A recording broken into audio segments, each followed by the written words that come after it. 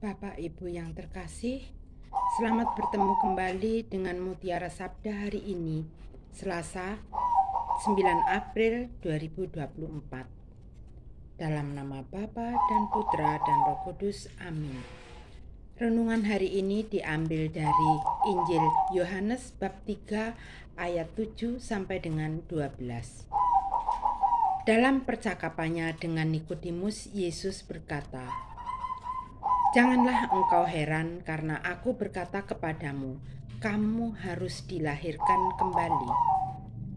Angin bertiup kemana ia mau, dan engkau mendengar bunyinya, tetapi engkau tidak tahu dari mana ia datang, atau kemana ia pergi.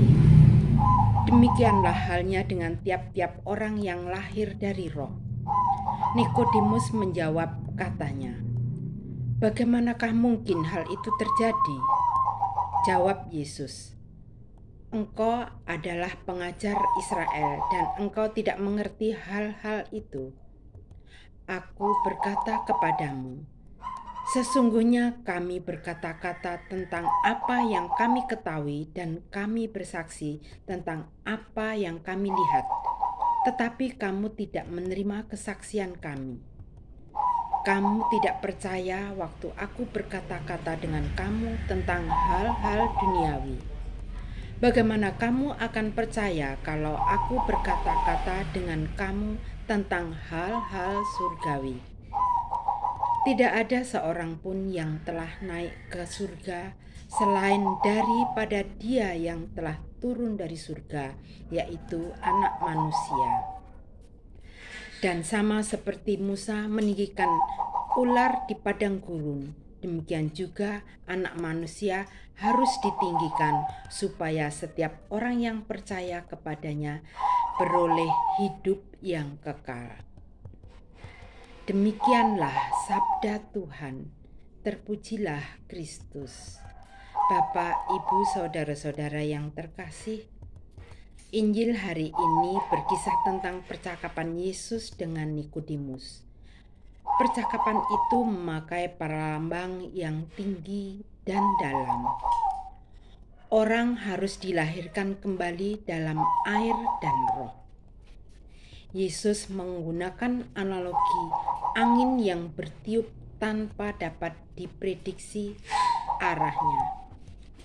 Seperti angin, Roh Kudus juga bekerja tanpa dapat diprediksi, namun dengan kuasanya mampu mengubah hati manusia.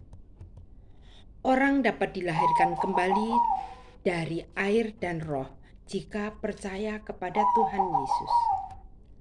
Roh atau ruah dalam bahasa Ibrani yang berarti sama dengan angin atau nafas. Angin atau nafas meskipun tidak nampak, namun dapat diketahui aktivitasnya dan desirannya. Demikian pula Roh Kudus dapat diketahui melalui buah tindakan nyata dalam hidup kita sehari-hari. Pembaptisan adalah kelahiran kembali. Orang yang dibaptis dilahirkan kembali menjadi manusia baru dan menjadi anak Allah. Dengan menjadi anak Allah, ia akan beroleh hidup yang kekal dalam kerajaan surga. Syarat untuk memperoleh hidup yang kekal adalah percaya kepada Anak Manusia dengan pembaptisan. Orang Katolik yang telah dibaptis dan telah melaksanakan ajaran Yesus menjadi pengikut Yesus dan menjadi tanda kehadiran Yesus itu sendiri. Bapak, Ibu, saudara yang terkasih, kita seringkali terpaku pada cara hidup kita sendiri dan gagal membuka hati kita kepada Roh Kudus yang dapat mengubah hidup kita. Maka marilah kita wujudkan kehadiran Yesus dengan membuka hati dan pikiran kita untuk bersedia menerima kehadiran dan kuasa Roh Kudus dalam hidup kita dan membiarkan Roh Kudus membawa kita dalam pengalaman baru iman dan kasih. Marilah kita menjadikan apa yang kita miliki sebagai sarana untuk melayani sesama dan hidup dalam persatuan sejati sebagai umat Katolik. Marilah kita hidup dalam kasih Kristus dan membagi kasih kepada sesama dengan kemampuan yang kita miliki, serta mempersiapkan diri untuk menerima Roh Kudus yang mengubah hidup kita. Dimuliakanlah Tuhan sekarang dan selama-lamanya. Dalam nama Bapa dan Putra dan Roh Kudus. Amin.